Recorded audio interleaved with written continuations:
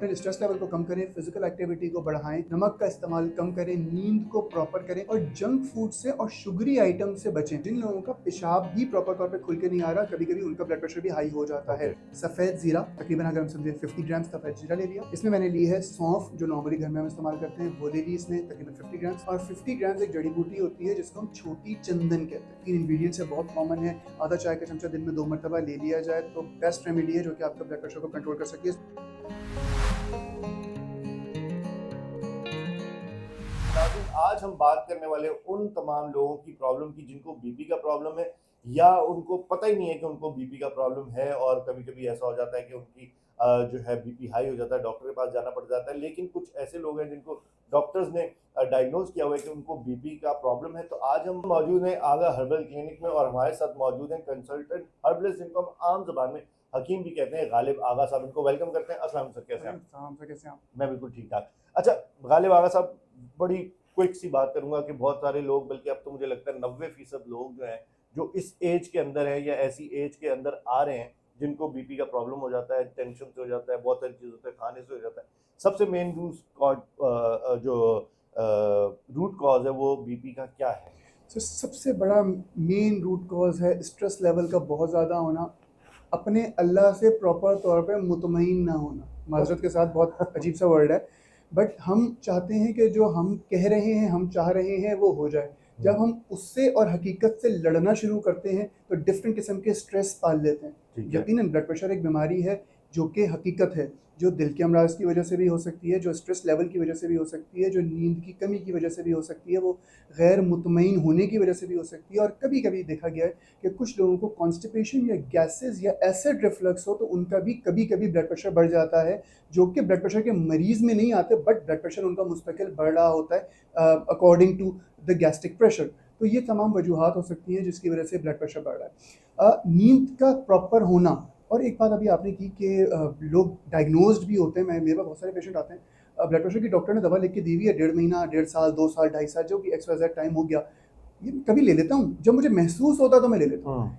Blood pressure का बढ़ना जब महसूस हो रहा है या शुगर का बढ़ना जब महसूस हो रहा है, इसका मतलब वो बॉडी में इस हद तक बढ़ गया है जो कि आपको डैमेज करना स्टार्ट कर चुका है। तो जब डैमेज करना स्टार्ट हो गया, आप गोली तब ले रहे हैं, तो भाई आप डैमेज होने से पहले क्यों नहीं ले रहे? तो जो डॉक्टर ने आपको डोजेज लिख के दी है, अगर वो 24 घंटे में है या 12 घंटे में है, तो दवा को स्किप करना आपके इख्तियार में नहीं है, आपको लेना है। एक छोटी सी मिसाल दूं आपके व्यूअर्स के लिए। एक पेशेंट मेरे पास आया, 12 साल से रेगुलर दवा ले रहे थे ब्लड प्रेशर की, रेगुलर ले थे, एक दिन भी नागा नहीं किया। 4-5 दिन उन्होंने बोला मैं करके थक गया, अब मैं जो है 10 दिन नागा करूँगा।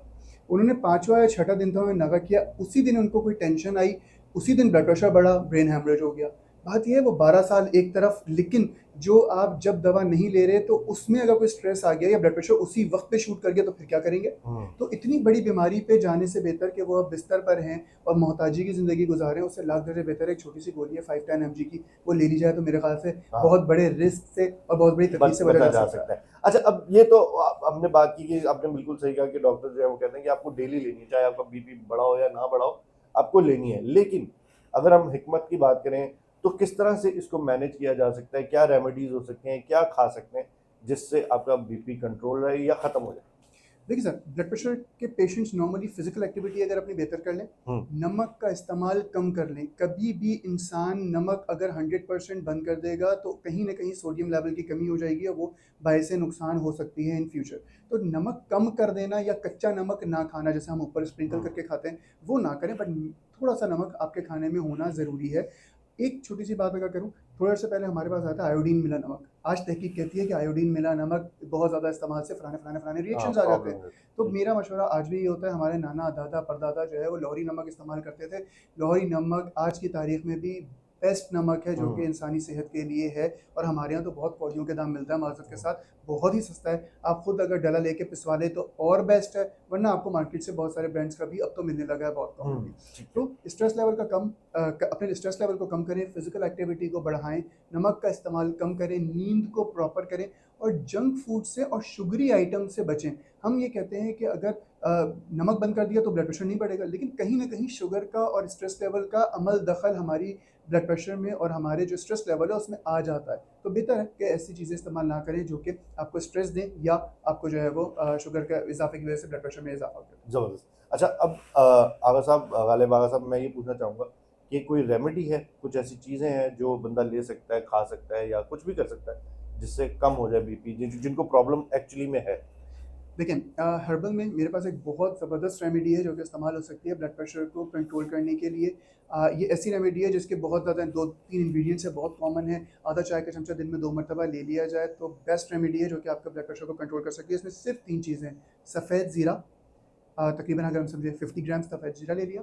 इसमें मैंने ली है सौंफ जो नॉर्मली घर में हम इस्तेमाल करते हैं, वो ले ली इसमें तकरीबन 50 ग्राम्स, और 50 ग्राम्स एक जड़ी बूटी होती है जिसको हम छोटी चंदन कहते हैं। छोटी छोटी चंदन। चंदन किसी भी पंसारी से बहुत कॉमनली मिल जाएगी, वो भी 50 ग्राम ले लें। ये पाउडर बनाकर घर में रख लीजिए, आधा चाय का चमचा सुबह, आधा चाय का चमचा रात ले लीजिए। ब्लड प्रेशर कंट्रोल करने की बेहतरीन दवा है ये।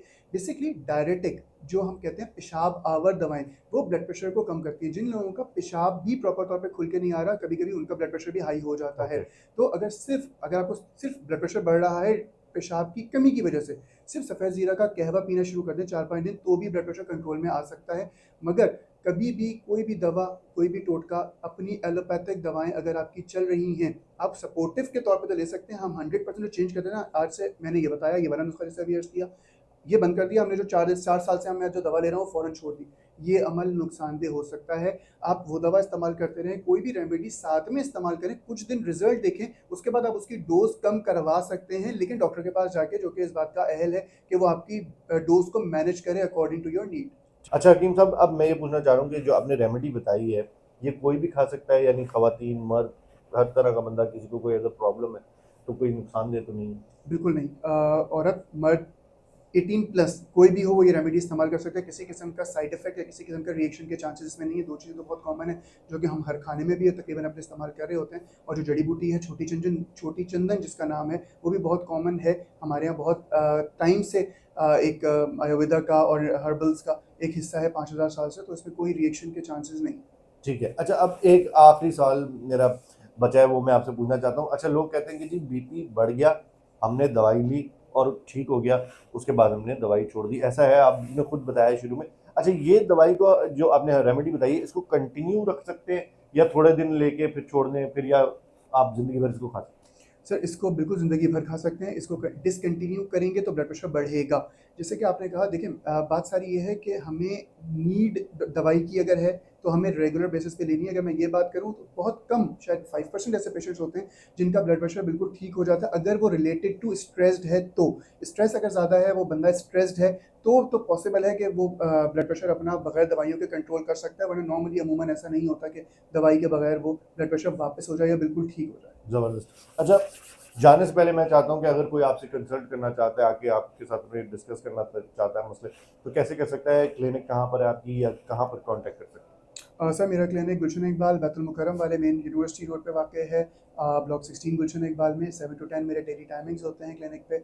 आप डिस्क्रिप्शन पे आपके नंबर आ रहा है, उस पर कॉल करके अपॉइंटमेंट लेके तफसील लेके आ सकते हैं। ज़बरदस्त। थैंक यू सो मच हकीम साहब, इतनी सारी इन्फॉर्मेशन शेयर करने के लिए। और जितने लोग वहाँ देख रहे हैं, मैं उम्मीद करता हूँ कि अगर उनको बीपी का कोई किसी भी वजह से मसला है, तो ये रेमेडी इस्तेमाल करने से आपका उम्मीद करते हैं कि ब्लड प्रेशर जो है वो ज़रूर कम हो जाएगा, कंट्रोल हो जाएगा, और आप एक अच्छी ज़िंदगी गुजार सकेंगे। और अच्छी ज़िंदगी गुजारेंगे तो हमें ज़रूर याद करेंगे। इसी के साथ आप चैनल को लाइक भी करें, सब्सक्राइब भी करें, शेयर भी करें। मैं हूँ राहिल गिल। खुदा।